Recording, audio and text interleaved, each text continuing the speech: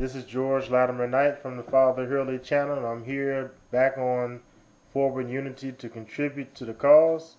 And I'm here picking up where CNQ left off, and I'm going to give you stop number 2 from the United Independent Code. And stop number 2 is stop name calling. Reasons, explanations that Neely Fuller gave.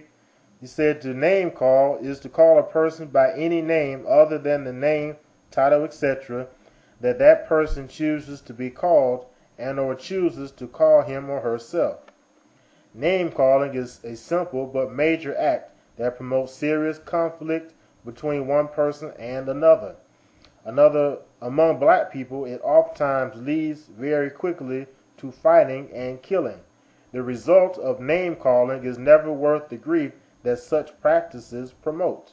To avoid name calling a person, it is better to practice describing what it is that a person does or says.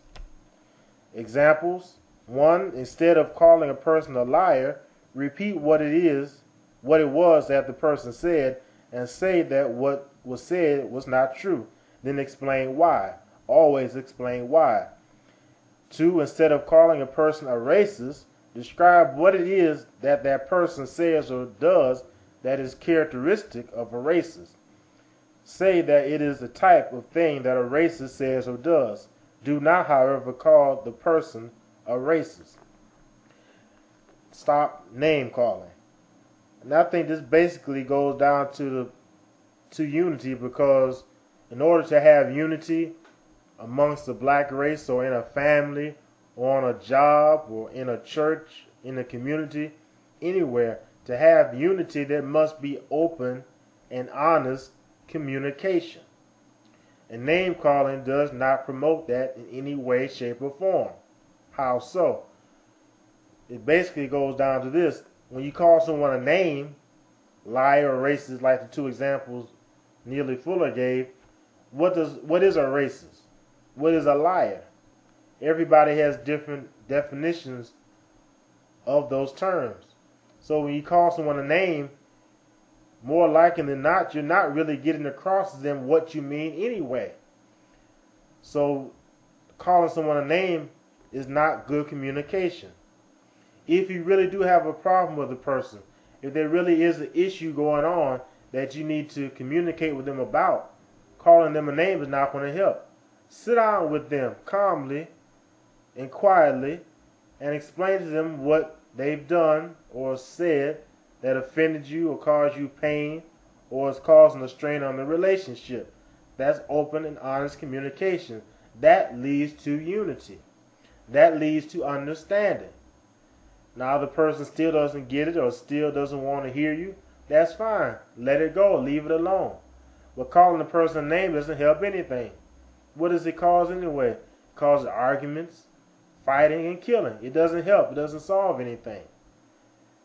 And Neely Fuller also went further, and he said it is also important to know and understand what to do, what to not do when a person calls you a name. 1. Do not say anything. 2. Do not fight. 3. Do not kill. So when someone calls you a name, there's no need to get upset. Why? 1. If you really are what they're trying to say you are, why are you getting mad at them? You choose to be how you are, or at least you have the power to change who you are. So whatever name they're calling you, if you feel like you really are that name, why get upset with them? You chose to be the way you are, and you have the power to change it. Or on the flip side, if you feel like you are not what they're calling you, if someone calls you a liar, and you know you're not a liar, or you didn't lie in this, whatever the situation is, why get upset? You know what the truth is. You know you didn't tell the lie, so why get upset? There's no point getting upset either way. If what they're saying is true, it's true. 1 + 1 = 2. There's no need to get upset about that. And if they're lying on you, or they're calling you a liar, or calling you a racist, calling you a bigot, or calling you whatever, there's no need to get upset either way. Stop name calling. Peace.